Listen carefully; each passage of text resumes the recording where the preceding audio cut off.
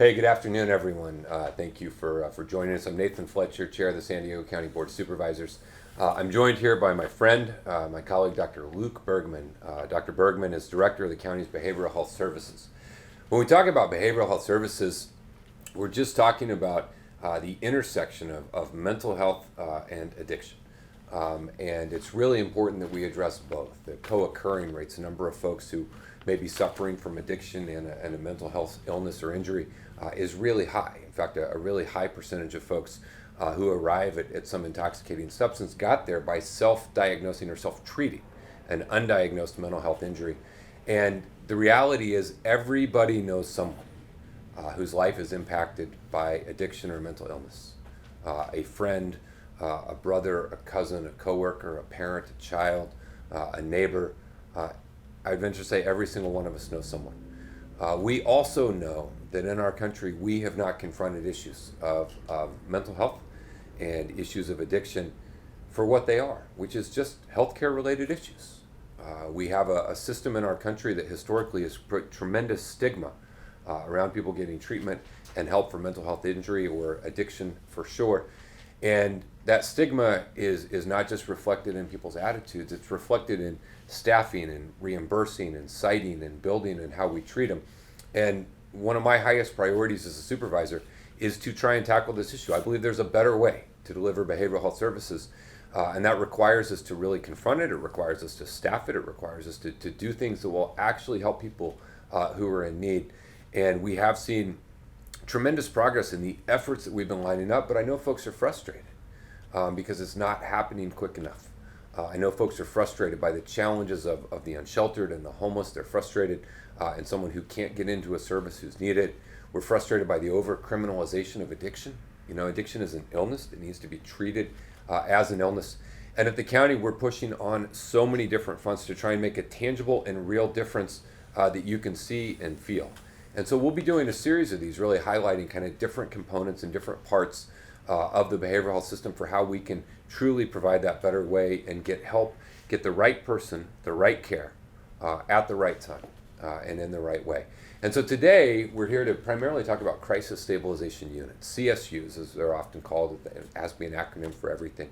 But Crisis Stabilization Units really provide a tremendous opportunity to take someone who's in a state of crisis and get them in a safe, loving, compassionate environment with help and services to really assess what's going on and be an entry point to services. And ideally, if we do our job right and we provide that ongoing care, you don't arise to another state of crisis to have to go back.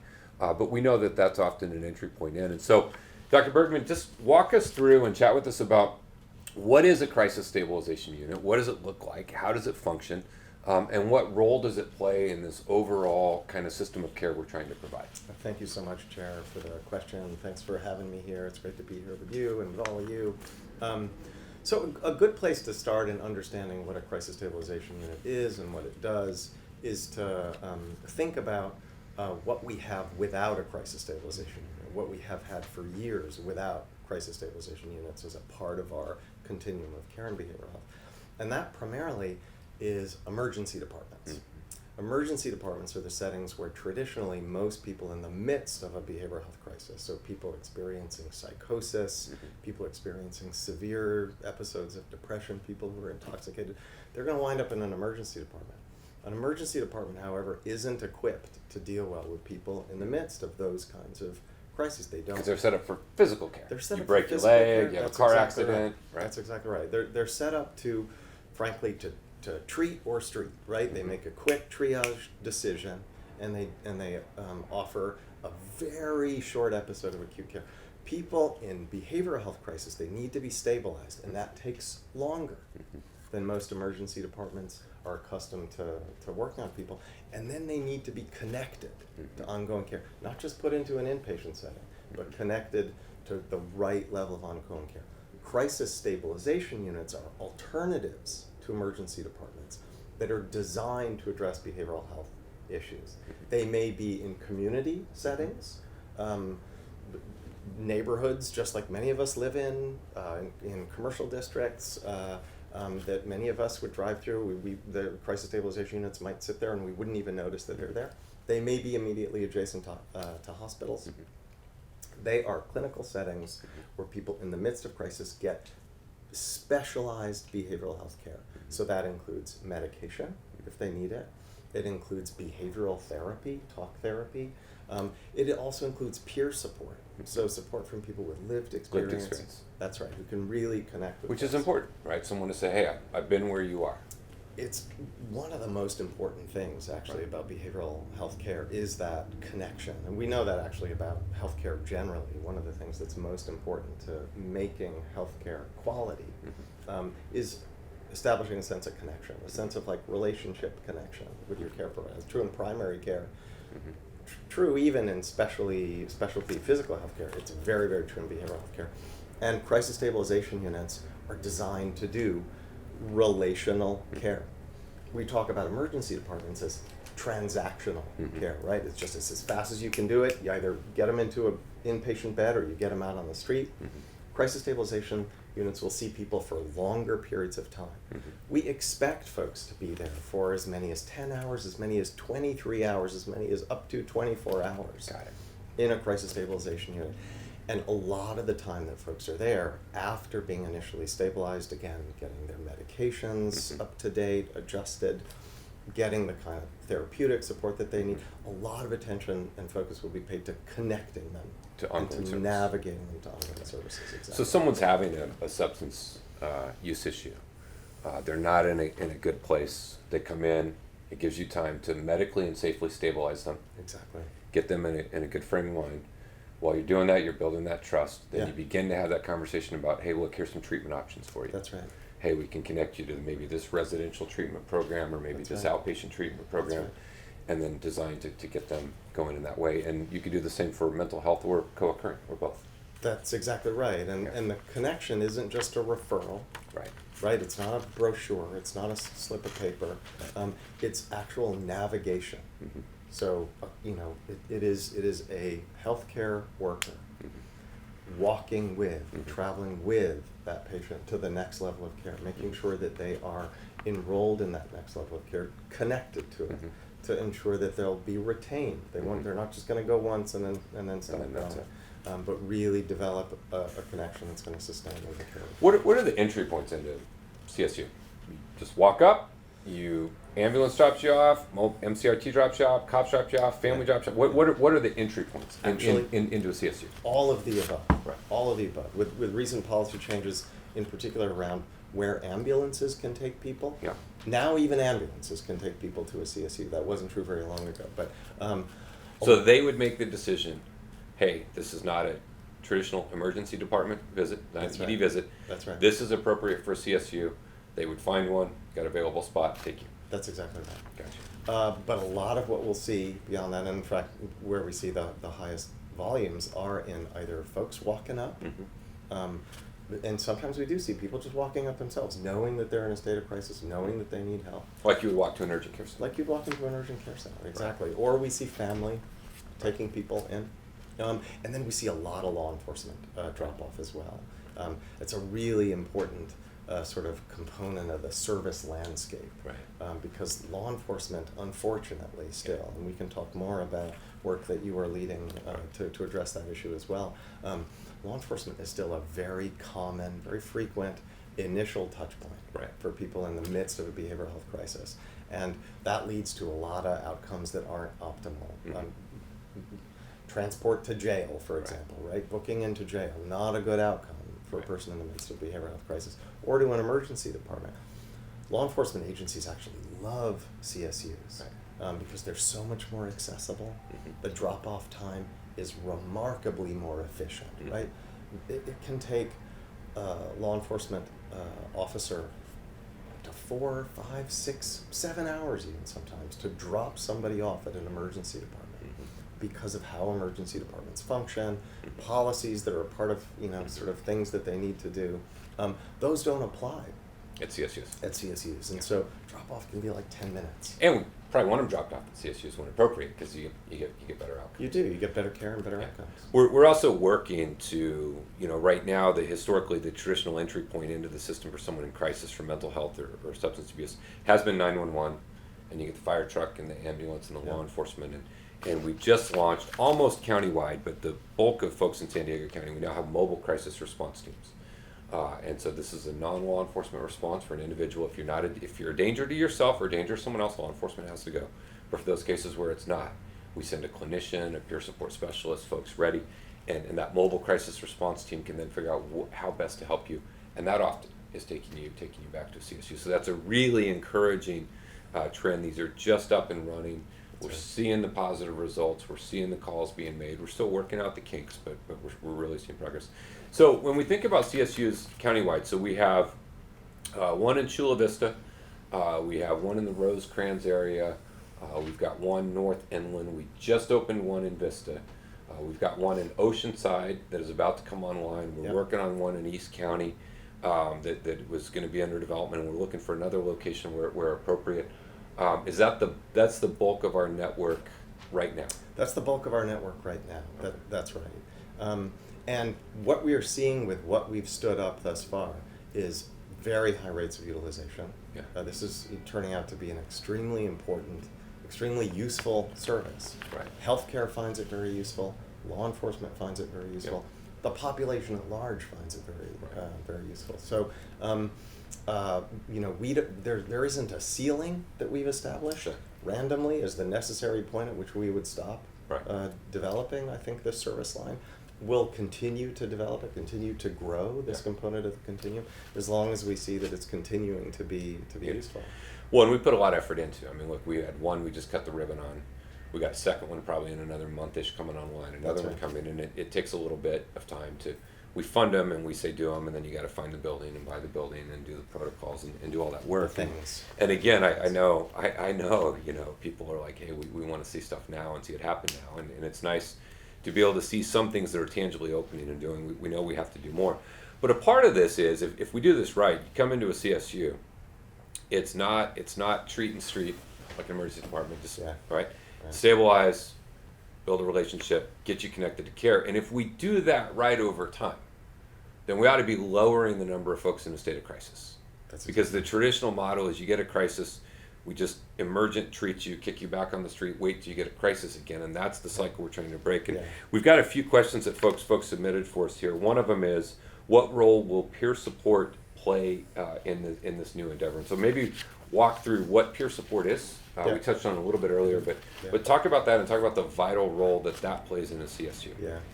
Over the last, I would say, few decades, peer support service providers have really become one of the linchpins of good behavioral health care, as it's been recognized. And this has been a thoroughly researched field of work that's helped kind of formal clinical services recognize that if we want to see good outcomes, we need people with lived experience in the workforce. In California, it's been an especially dynamic period of time. There's recent legislation passed up in Sacramento establishing a formal peer certification, which is very important. That's going to really help us grow this service out, because it makes it a service that we can that providers can get reimbursement for as part of the public insurance system, which is great, and will help us sustain it. What it means for people coming into a CSU is that a first encounter that they'll have is not going to be one that feels formal and rigid and clinical. It's going to feel like a warm interaction. It's going to feel like an interaction with a friend. Which, I mean, when you describe that, it's interesting though, because some of this is the stigma around these issues. And the reality is if you go to urgent care with a broken leg, you're going to have a warm, friendly interaction with someone who's going to help you fix your leg. I mean, most doctors you go to, you get this. And the fact that we've got to spend so much time focusing on this, I think, is a testament to the tremendous stigma. At the end of the day, I don't think anyone, if you're suffering from addiction, you can use a heroin one time. It changes the dopamine composition in your brain, where you have two choices: use or don't function. But if you think about that, it's a chemical imbalance in your body that we can regulate with medication and treatment and get you well, which is no different than a diabetic. So if you show up at the hospital and you're at a diabetic shock, you're going to get treated with compassion and empathy and warmth, right? It ought not be any different for someone who's suffering from overdose Yeah. or someone who's suffering from addiction. Yeah. But I just think there's so much of this that's a legacy carryover of so much of the stigma. In my mind, there's no different if you're bipolar or depressed than if you have high blood pressure. Yeah. You know, and it's just building that same type of ecosystem and environment you can go to get help. Such an important point. And I think even though, I think we've come a really long ways in understanding that both addiction and mental illness are illnesses, Right. are diseases of the brain, Right. and that do have to do with the chemistry of our brains, and Right. that are biological, and that we need to treat Right. with that sort of sensibility, not treat as if they are the reflections of bad choices that Right. people make or moral liabilities that people have, even though there's a much broader recognition of that, and I think greater comfort Yeah. in acknowledging that than there has been.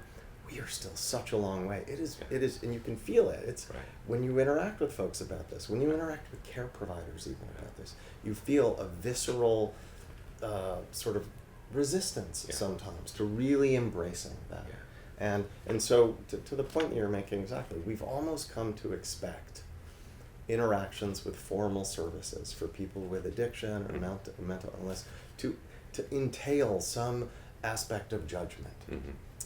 And to Which is what stops people from getting help. it's what exactly right. And what we know about people with substance use disorder is only 10% of people with diagnosable substance use disorder ever get treatment for their addictions.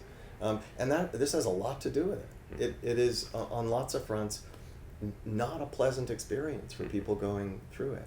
Peer support providers really turn that table. They make it something that feels in the immediate moment good to people. It feels like entering into a supportive relationship. Right. So it's critical. Peers are already working Right. in the crisis stabilization units that we have here. We're going to continue, especially with this new certification opportunity at the state level. We're going to continue to grow out the peer capacity, and we'll do it in CSUs, but we're going to do it every place. We're going to do it across the continuum. Yeah. And we hope over time to see better and better engagement. We hope to improve access because of that. Yeah. And then ultimately, as you're beginning to describe, we want to reduce the numbers of episodes of crisis that Right. people are in. Because you get ongoing care and treatment, and you live in a more stable place. That's right. I remember years ago reading some of the reports from the VA and veteran suicide. I was doing a lot of work on this, and I was really struck by, I forget the exact numbers a number of years ago, but something like 80 to 85% of the veteran suicides never called the VA one time for help. And the VA has world-class care available. I love the VA, but they have addiction help, mental health, post-traumatic stress. And you realize those were lives lost who never asked for help once, recognizing at some point before they took their own life they were in a state of crisis, but they could not overcome that fear of asking for help. And so we've got to create that welcoming environment. And for everyone out there, it is a little bit of your friends, your loved ones, those in life. Look, don't judge them, help them, and let's get them into the right place and right care. Let's go to a couple other questions we got submitted to us. How are you going to make sure someone who is in crisis can stay long enough to be stabilized? I think that's a good question because you have a 24-hour limit.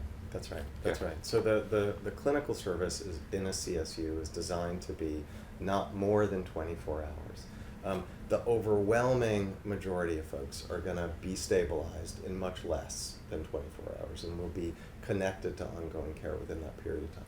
But some people are in states of crisis that will last longer.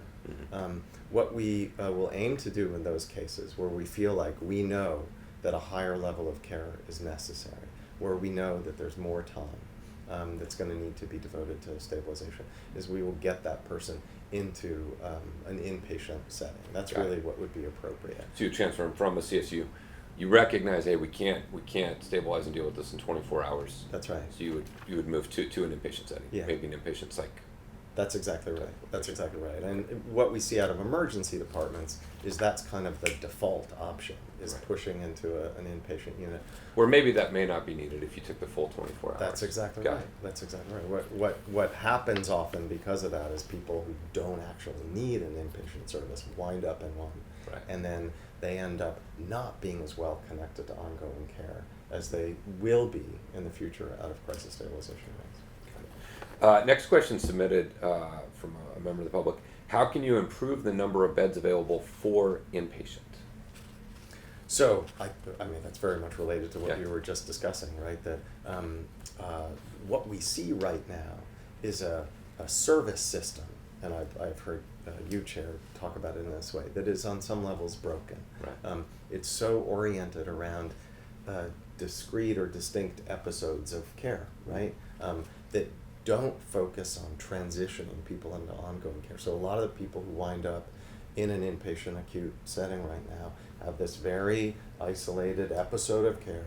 They are discharged from that setting without sufficient ongoing support, and they wind up in crisis again. People with behavioral health conditions are 5 times as likely as those without to have inpatient hospitalizations. And you know, that has a lot to do with how the different parts of our care system are knitted together. So a really important thing we can do is to, at the outset, get people into an appropriate level of care, right? Right. The length of stay that we see in inpatient settings in San Diego County, the average length of stay is actually very short. A lot of those folks will be better served in the CSU. And it's going to create space In the inpatient for people in the who need it. inpatient settings for Right. folks who really need them. So, but again, it's right person, right care. That's right exactly right. Yeah, interesting. Next question. When a 911 call is made to have an ambulance transport for someone who is hallucinating from side effects of prescription medication, will police officers continue to respond along with the medical personnel? So I think that's a question. It's a really good question that I think is asking about a scenario that could look in multiple ways, right? So if in that case, right, and the person is hallucinating due to medication in this case, if the person is not a danger to themselves or to others, then clear that CSU would be an appropriate place, and again with new policy allowances here. And with the mobile crisis response team potentially moving The them, or mobile just an ambulance. Yeah, that's right. Ambulance or a mobile crisis response team could take to a CSU, and that would be an absolutely appropriate place for them to be. Law enforcement wouldn't need to follow along. Yeah. MCRT wouldn't need to engage law enforcement as support Right. in a lot of those cases. So where we're trying to get is just a situation where law enforcement only has to respond to those situations where the individual is a danger to themselves Yep. or a danger to someone else, in which case you need law enforcement there. But outside of that, medical personnel, an ambulance, a mobile crisis response team, a family member who transports them themselves. That's exactly right. Yeah, that ought to be. Yeah. Just to add to that, part of what we see is that often when law enforcement responds to somebody who's got a mental illness, is in the midst of behavioral health crisis, is that the mere presence of law enforcement can escalate things, can make them worse. And so all of a sudden, somebody can become dangerous when they wouldn't be otherwise. Well, and we also don't want, law enforcement, they've got a tough job, and they've got a lot of things we want them doing. This is not one of them. Yeah. This isn't what they're trained to do. Yeah.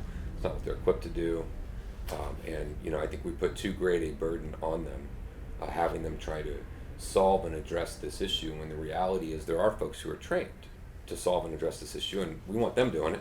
And let's let law enforcement do what we need them to do to keep communities safe. And I can tell you from all of the planning work that we've been doing to prepare for implementation of MCRT, law enforcement is a huge fan of the mobile crisis response teams, because they feel exactly the same way. Same way. They should be doing other things. Yeah. And these cases would be better served with a clinician on the respect. Our next community submitted question is for homeless patients over 60 years old with dementia who present to CSUs. Who should we reach out to when Adult Protective Services informs us that homelessness is not sufficient for reporting self-neglect? Very specific question. It is a very specific question. The first thing I would say is that if somebody in that condition, with those sets of conditions, presents to a CSU is going to do what they would do with anybody who needs help. They're going to make sure that they're stable. They're going to make sure that their immediate needs are met. And they're going to make sure that they help them identify the best sources of ongoing care. In this case, if it's dementia and somebody who sort of is falling, between some kind of service eligibility cracks, is what it sounds like, somebody who's not eligible for adult protective services. What I would recommend to anybody who has a family member or knows somebody in this circumstances, that you reach out to the county's Aging and Independent Services Department, and they actually have a really excellent call center. I wrote the number down. Oops, I've got it right over here, if you indulge me, because I think it's important for people to have this resource. You can call 800-339-4661. That is the call center to the Aging and Independent Services Department, and they will get you connected to the services that are most appropriate for that case. Thank you, Dr. Bergmann. I just want to thank you all. I know that we have to do better when it comes to tackling issues of addiction and mental illness, providing mental health care. And we're working incredibly hard. And I know whether it's the estimated 1/2 of the homeless population that's suffering from a behavioral health issue, some of those are some of the most severe and most chronic, and we're doing a lot to try and do better there. Or whether it's just doing better, providing care for folks who are not homeless but are experiencing issues. Addiction is a real problem plaguing our society. I've talked to so many folks who have watched the new Netflix series Dope Sick, or I know I've read a few of the books about that. And we see the reality. We have an opioid crisis that is ravaging our communities. We have issues with methamphetamines, with chronic alcohol abuse, and so many others. And these are illnesses, and we have to do a better job of getting help and care to the people in our lives we love, because it is heartbreaking to watch someone's life be ripped apart by the impact of addiction or mental health illness. And so we're doing everything we can, and every day we push ourselves to do more. And rest assured, every day I push Dr. Bergmann to do more faster, because there's a tremendous sense of urgency to meet the need of our community. And we're going to continue to fight every single day to do better, to do faster, to do more, in hopes that we can truly provide a better way for behavioral health services so folks can live fulfilled, healthy, and stable lives. We'll be back in the future. Today we wanted to chat a little bit about Crisis Stabilization Units. Again, really excited. We just cut the ribbon on one. Within the next month, we have another one coming online. We're developing a third new one. We're looking at locations for a fourth new one, in addition to the ones that we already have in place. This is just one small piece of a whole bunch of efforts we're doing, and we'll definitely work to keep you informed about what we're doing and take your questions. So thank you, Dr. Bergmann. Thank you so much. Appreciate you joining us, and thank you all for taking a few minutes out of your afternoon to tune in and learn a little bit about what we're doing here at the county. Thanks, everyone.